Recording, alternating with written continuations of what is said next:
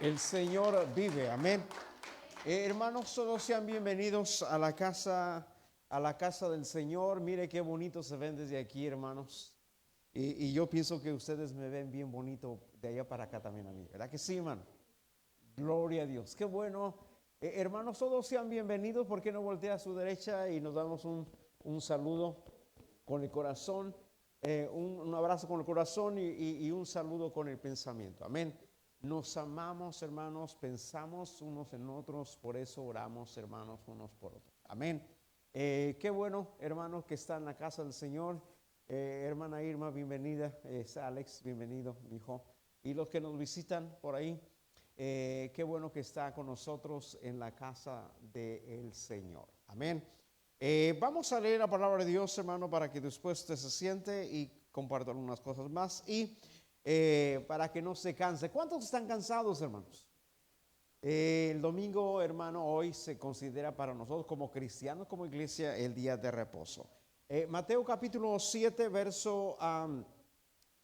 capítulo 27, verso 1 y 2, y el verso 13 al 15, al 16, perdón, y leemos el 21 y el 26 de el Evangelio de Mateo capítulo 27 verso 1 en adelante. ¿Lo tienen, hermanos? ¿Lo tienen? El verso 1 dice así: venida la mañana, todos los principales sacerdotes y los ancianos del pueblo entraron en el consejo contra Jesús para entregarle a muerte. En verso 2, y le llevaron atado y le entregaron a Poncio Pilato, el gobernador. Verso 13, Pilato entonces le dijo: ¿no oyes cuántas cosas testifican contra ti? Pero Jesús no le respondió ni una palabra, de tal manera que el gobernador se maravillaba mucho. Ahora bien, en el día de la fiesta acostumbraba el gobernador a soltar al pueblo un preso, el que quisiesen. El 16 dice: y tenían entonces un preso famoso llamado Barrabás. Verso 21, y respondiendo el gobernador le dijo: ¿a cuál de los dos queréis que os suelte? Ellos dijeron: a Barrabás. Verso 26, entonces le soltó a Barrabás, y habiendo azotado a Jesús, le entregó para ser crucificado. Vamos a orar en esta mañana. Padre Santo, gracias te damos por la oportunidad que tú nos das, Señor, de estar en tu presencia. Gracias, Señor, por cada familia, desde el más grande, Señor, hasta el más pequeño. Te pido, Señor, que en este día derrames de tu Espíritu Santo en este lugar santo, Señor. Dios, que ilumines nuestra mente, nuestro corazón, Señor, para que podamos entender y comprender tu palabra. Dios, y todo pensamiento negativo contrario a tu palabra, lo sometemos debajo de tus pies en obediencia, Señor. Declaramos la mente, el corazón es libres, y declaramos este lugar santo por el poder de tu palabra. En el nombre de Jesús, Padre. Amén y amén. Tomen su asiento, hermanos, en esta mañana. Quiero hablarles, hermanos, acerca del arresto de Jesús.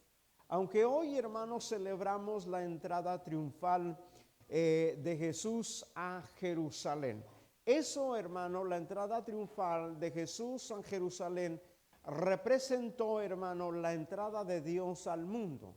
También representó, hermano, la entrada de Jesús en los corazones. También significó, hermano, la entrada de las bendiciones de la presencia de Dios en los corazones y en la vida el ser humano. También entró con ello, hermano, las oportunidades que Dios nos da a través de la vida de nuestro Señor Jesús. La entrada triunfal, hermano, el triunfo que Jesús obtuvo en esta acción, ocurrieron, hermano, muchas cosas. El resultado de todo ello, hermanos, es tu vida y es mi vida también, también mi vida también. Así es que en ese día, hermano, alrededor del mundo se celebra la entrada triunfal, o lo que algunos conocen como el Domingo de Ramos o el Domingo de Palmas, ¿verdad? Que se hizo una tradición, hermano, desde los apóstoles hasta este tiempo. Y se asienta un precedente, hermanos, para celebrar lo que ocurrió en esos días previo a la muerte de nuestro Señor Jesús. Quiero compartirles en esta mañana, hermanos, acerca de esta porción, hermanos, de la Escritura que hemos leído en esta mañana. Tengo una pregunta, hermanos, para cada uno de ustedes, y mi pregunta en esta mañana es: ¿por qué fue condenado Jesús por una culpa que él no cometió? ¿Por qué fue condenado Jesús por una culpa que él no cometió? ¿Por qué? Y la respuesta, hermano, es algo obvia, que usted y yo hemos conocido las Escrituras, hermano, hemos conocido la palabra de Dios, y la respuesta a esta pregunta, la misma Escritura nos la da a cada uno de nosotros, ¿verdad? No la da. Pero ¿qué está pasando, hermanos, en esta porción de la Escritura? ¿Qué está pasando en la vida de Jesús y lo que se había establecido en el plan de salvación del Señor o de Dios para el mundo entero? Estaban ocurriendo muchas cosas. Y esta escritura o esta porción o de lo que está pasando en ese momento en la vida de Jesús y en la acción de los sacerdotes, de los líderes, acuérdense que los que mandan a arrestar a Jesús fueron específicamente los sacerdotes.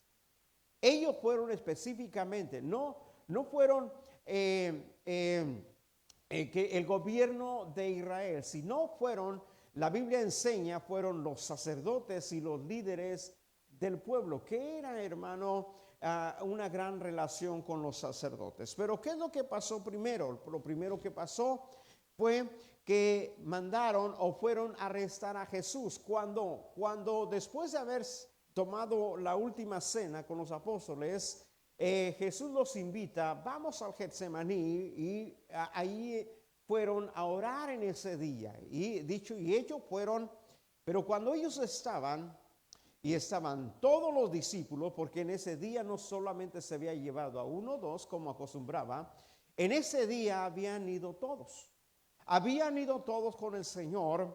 Y en el día del arresto de Jesús, ¿saben lo que pasó?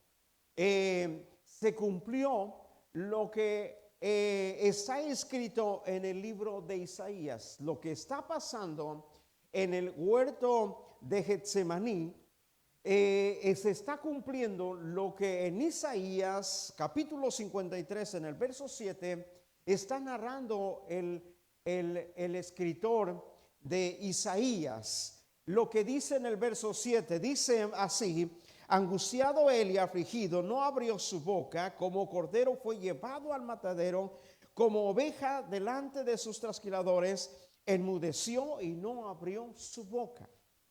En ese día que los sacerdotes habían enviado a los soldados, iban específicamente por el Cordero de Dios. Ahora, nótese que en ese lugar, en Getsemaní, estaban todos los discípulos, estaban los 11 que habían quedado, porque en ese momento, hermano, ahí estaba Judas también, pero que le había entregado, hermano. Pero nótese, cuando los soldados llegaron, iban en busca de ¿quién? Todos sabemos, iban en busca de Jesús, pero en sí iban en busca del Cordero de Dios. Como cuando iba a venir el día de la expiación, o el día, hermano, que se quitaba la culpa del pueblo, los sacerdotes o los levitas, hermanos, salían del templo, iban al rebaño, y entre todo el rebaño que ellos tenían, de todas las corderos que tenían ahí, ellos empezaban a elegir uno. Pero ¿qué características tenía que tener ese cordero? Tenía que ser perfecto, tenía que ser sin defecto, tenía que ser un cordero completo. ¿Por qué cuando fueron los soldados no arrestaron a Pedro? ¿Por qué cuando fueron los soldados no arrestaron a Juan? No arrestaron a Jacobo. ¿Por qué? Porque es cierto que sí, ellos también eran corderos, pero ellos no eran perfectos. Pero el cordero que ellos iban a tomar en esa noche o en ese día era el cordero perfecto que iba a servir para el sacrificio por los pecados. Y dicho y hecho, Isaías dice: como cordero fue llevado al matadero. Cuando él lo están arrestando, usted imagínese un cordero. A Jesús lo están tomando de la mano y lo están llevando, y la Biblia no anuncia, hermano, que él se resistió. Porque normalmente, hermanos, si usted conoce los corderos, usted conoce las ovejas, normalmente, hermano, son los únicos animales que caminan con la cabeza agachada. No abrió su boca, no dijo nada. Se lo llevaron. Y en esa noche escogieron al cordero perfecto que ellos necesitaban. El escenario que usted y yo y que se mira en ese momento, se está viendo a personas, se está viendo a líderes, se está viendo a sacerdotes. Pero en el escenario espiritual, los únicos que podían elegir a un cordero para el sacrificio eran los sacerdotes. Porque a ellos tenían encomendado en el Antiguo Testamento que ellos lo tenían que hacer. Y dicho y hecho, ellos fueron los que fueron y lo tomaron. La Biblia dice: no abrió su boca. Y qué bueno que Jesús no abrió su boca, porque imagínense, si Jesús abre su boca, porque cuando Jesús abría su boca, los hermanos, los muertos resucitaban. Porque si Jesús abre su boca, acuérdense que aún la naturaleza, el viento, el agua, hermano, le obedecía. Jesús no abrió su boca, hermano, porque imagínense, si él abre, ¿qué hubiera pasado en ese momento? Necesitaba esta redención. Porque en ese momento se había convertido en el cordero que usted y yo, que el hombre o la humanidad necesitaba, fue escogido. Es más, aquellos soldados, hermanos, la vida de Pedro no les interesó. Aquellos soldados, hermanos, la vida de Juan no les interesó. Juan no les interesó para nada. Los demás discípulos que estaban ahí, o apóstoles, hermanos, para ellos no les importó. Lo único que les importó era Jesús. Porque él era el cordero perfecto que se necesitaba en ese momento. Había un cordero perfecto que se necesitaba, era urgente. La Biblia dice que se lo llevaron. No abrió su boca. ¿Cómo iría Jesús en esa noche? ¿Cómo iría Jesús acompañando a los soldados? Hermanos, ¿se iría resistiendo? No, porque la Biblia dice que no abría su boca, que como un cordero manso fue llevado al matadero. Me imagino, mire, me está contestando esta computadora. Hermano, Jesús va caminando con ellos. Lo llevan de la mano o encadenado, como la Biblia dice, pero no se necesitaba. ¿Por qué? Porque él no era, la Biblia dice que no ilustraba un animal salvaje. Jesús ilustraba a lo más manso de los animales. Y el más manso de los animales, hermanos, es el cordero. Se lo llevaron. No abrió su boca como un cordero. ¿Por qué? Porque lo fueron a traer en ese día. El arresto de Jesús. ¿Para qué? ¿Qué se hacía en el Antiguo Testamento cuando ya se escogía al cordero? Cuando ya se escogía al cordero, se hacía en el Antiguo Testamento lo que se llama imputar. Imputar una culpa. se le ponía la mano en la cabeza y se pronunciaba todos los pecados del pueblo para transmitirlos sobre el animal o sobre el cordero. En ese momento, lo que está haciendo, acuérdense que Jesús, cuando está siendo condenado, ¿por qué? Porque lo están culpando. ¿Está conmigo? Ahora, ¿él era culpable? Claro que no, porque era limpio. Pero en ese momento estaba ocurriendo en la vida de Jesús lo que se llama imputación. La imputación, quiere decir es la atribución de la responsabilidad de un delito a una persona. Y es lo que hacía el sacerdote. Ponía su mano sobre la cabeza del cordero y pronunciaba todos los pecados del pueblo para imputarlos en el cordero. Y es lo que Jesús está haciendo en ese momento. Por eso Jesús no abre su boca. Por eso todas las injurias y las culpas que le están poniendo sobre la vida de Jesús, Él la está tomando. Porque se está, hermano, efectuando una imputación en la vida de Jesús en ese momento. Lo que dice en el capítulo 53, en el verso 6 de Isaías, dice: todos nosotros nos descarriamos como ovejas, cada cual se apartó por su camino, mas Jehová cargó en él el pecado de todos nosotros. Lo que hacía el sacerdote. ¿Sabe por qué todo el pueblo no moría cuando se sacrificaba el cordero? ¿Por qué? Porque todos los pecados del pueblo los habían puesto en el animal. Se había pronunciado. Algo bien interesante, hermano, que usted y yo por eso debemos alabar al Señor. Porque en la palabra de Dios, en el ámbito en el cual, hermano, Dios en su ley y en su palabra, hermano, tiene un gran valor o es, hermano, es aceptado delante de Dios. Es que a alguien más se le pueda transferir las culpas de uno a otro. En el mundo que usted y yo vivimos, nosotros decimos eso es injusto, ¿cierto o no?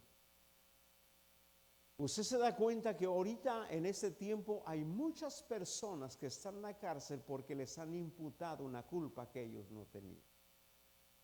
Les han imputado una culpa de otro, de alguien más, pero fue al que tomaron. Fue al que estaba más cerquita. Fue al que quizás no pudo escaparse y le imputaron, aunque es inocente. Pero dentro de la palabra de Dios, o la palabra de Dios, hermano, eso tiene un gran valor. Y que si usted y yo, hermano, lo entendemos, quiere decir que fue quitada su culpa para ponérsela en la vida de él. Y eso es lo que está haciendo en este momento, porque Isaías dice, porque Jehová dice, cargó en él todo el peso, el pecado de todos nosotros. ¿En quién? En Jesús. En ese cordero que había sido tomado, que estaba en el Getsemaní, ahora se les está imputando una culpa que él no cometió. Porque así se pronunciaba en el Antiguo Testamento. Para que el pueblo no muriera, alguien tenía que morir. ¿Sabe? Mire, tenga presente siempre esto. En la Biblia, para que alguien viva, alguien tiene que morir. En el Antiguo Testamento, para que el pueblo de Dios siguiera viviendo y que Dios los perdonara, alguien tenía que morir, y era un cordero. En la vida real, muchas veces, hermano, para que usted o yo o un pueblo viva, alguien tiene que morir. Y en la palabra de Dios es una ley.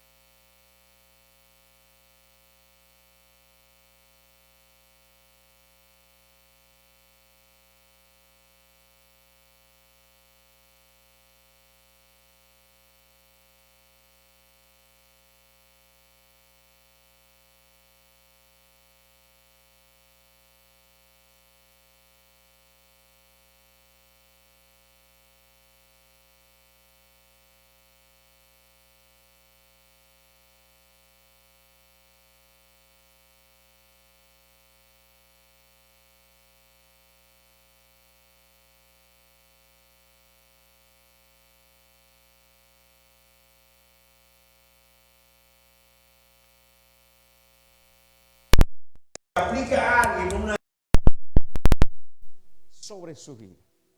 Él no lo cometió, pero se le había imputado una culpa, hermano, que él no cometió, pero ahora estaba en él y ya era culpable porque él lo había tomado.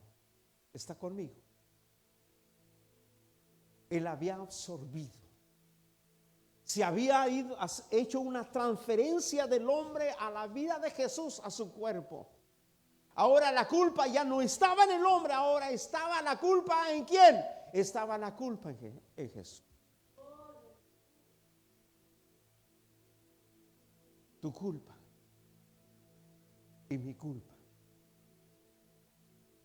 El que debiera ser condenado eras tú, era yo. Pero en ese momento se le estaba imputando a Jesús.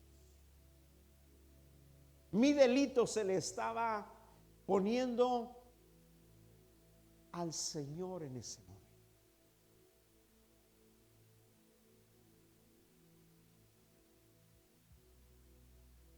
Dice el verso 5 de Isaías 53. Mas el herido fue por nuestras rebeliones, molido por nuestros pecados. El castigo de nuestra paz fue sobre él, y por sus llagas nosotros fuimos curados. Castigo por una rebelión, por la rebelión del hombre, por las transgresiones del hombre, por un pecado, el pecado del hombre que le fue imputado. Ahora si tú y yo nos podemos pensar, ¿por qué hay hombres y mujeres en la cárcel por un delito que no cometieron? Es lo más injusto en la vida que puede haber o que le puede ocurrir a una persona. Pero Jesús lo hizo por amor. Pero Jesús lo hizo porque te amaba a ti. Jesús lo hizo porque me amaba a mí. Porque a eso había venido, a revelarnos o a darnos el amor que la Biblia pronuncia tantas veces. Porque de tal manera amó Dios al mundo que dio su Hijo unigénito para todo aquel que en él cree no se pierda, mas tenga vida eterna. Si ese día tú le preguntaras a Jesús, Jesús, ¿por qué diste tu vida por mí? Y el Señor te contestaría, porque te amo. ¿Pero por qué sufriste, Señor? Y Él te contestaría, porque te amo. No había otra manera, no había solución. Otra solución no había. La liberación,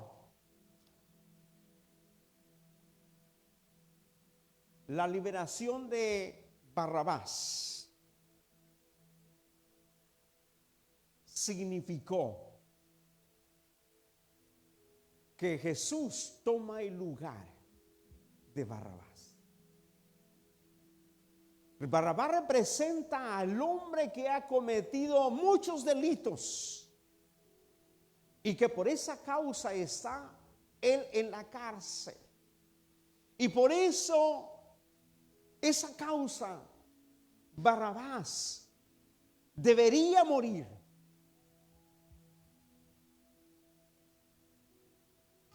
Y el escenario que se presenta diciendo: Pilato, ¿a quién quieren que suelte? ¿A Barrabás o a Jesús? Si Pilato en este día le preguntara a usted: ¿a quién suelto? ¿A Barrabás o a Jesús? ¿Usted qué contestaría? ¿Qué contestaría? Si hoy Pilato estuviera delante de usted y le diría a usted, le hiciera esta pregunta: ¿a quién libero? ¿Quién quieres tú que muera? ¿Barrabás o Jesús? ¿Usted qué contestaría? Nos quedamos con esa pregunta porque se nos hace injusto que Jesús muera y que Barrabás, hermanos, quede libre. porque Él es el que debe morir. Pero ese escenario, hermano, revela que donde está parado Barrabás, que es culpable, que ha cometido delitos, es homicida, es de todo ese hombre, de todo. Barrabás representa lo más malo del hombre. Barrabás representa las más atrocidades, hermano, porque era un hombre ya sin corazón. Es más, la sociedad ya no lo quería, quería que muriera por las atrocidades que había cometido ese hombre. Mas sin embargo, ese día Pilato pregunta: ¿quién quieren que suelte? ¿A Barrabás o Jesús? Todos dijeron: suelta a Barrabás, que muera Jesús. Soltaron a Barrabás y el que fue condenado fue Jesús.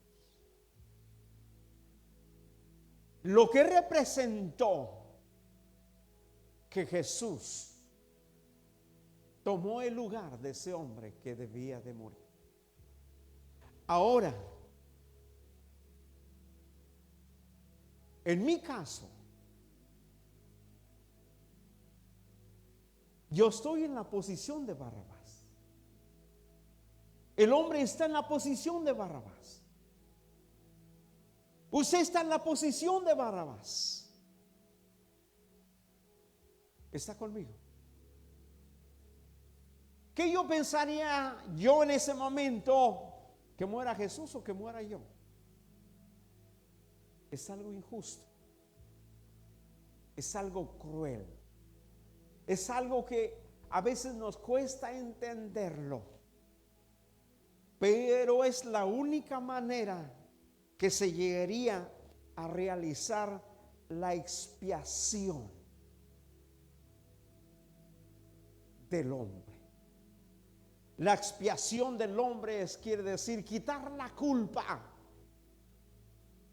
del hombre y ponérmela en mi vida o en la vida de Jesús, en su vida de Jesús.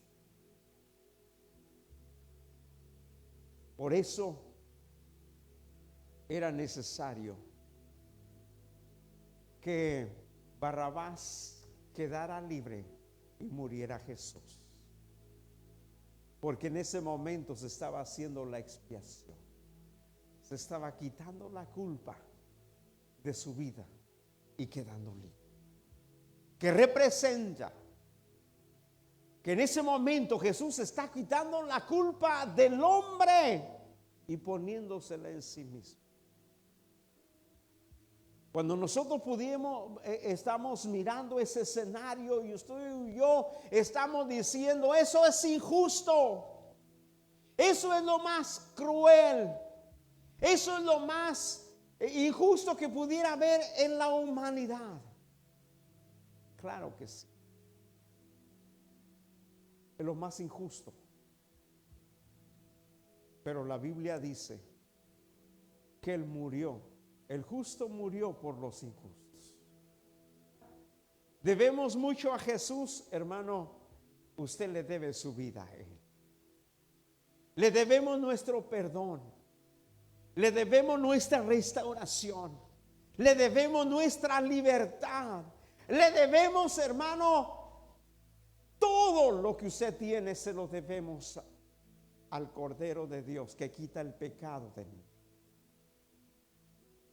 ¿Por qué no amar a Jesús? ¿Por qué no agradecer a Jesús? ¿Por qué no estar enamorado de Jesús si Él lo hizo todo y lo dio todo por usted y lo dio todo y lo hizo todo por mí? ¿Por qué no lo voy a amar yo? ¿Por qué no lo voy a amar yo a Él si Él me amó primero a mí? Somos los seres o las personas más amados, hermanos, del mundo. ¿Por qué lo hizo? Por amor. Tomó mi lugar por amor. Tomó tu lugar por amor. Tomó el lugar del hombre. ¿Por qué? Porque de tal manera amó Dios al mundo que dio su Hijo unigénito para que todo aquel que en él crea no se pierda, mas tenga vida eterna.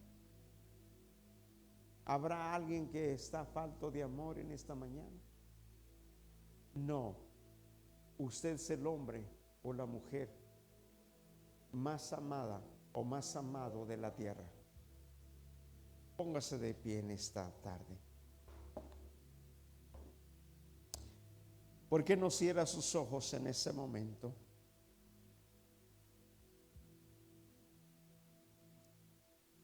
Jesús fue la perfecta propiciación por nuestros pecados ante Dios.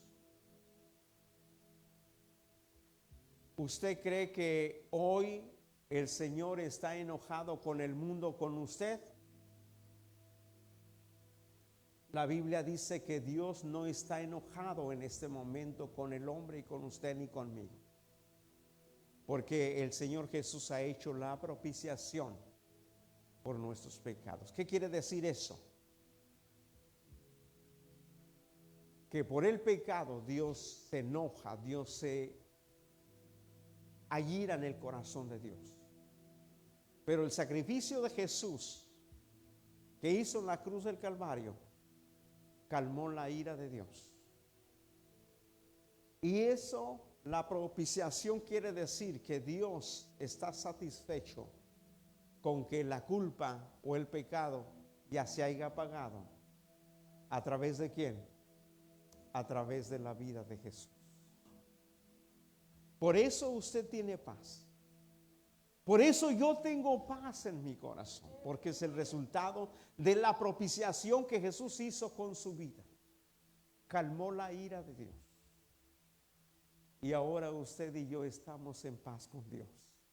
Y esa paz se revela en su corazón y se revela en mi corazón y se revela en su mente y sus pensamientos. Yo tengo paz para con Dios. ¿Cuántos tienen paz para con Dios?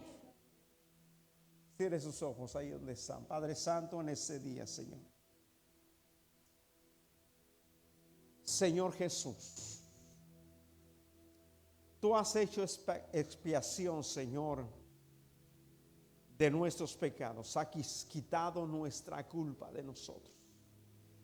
Has hecho la propiciación que necesitábamos, Señor.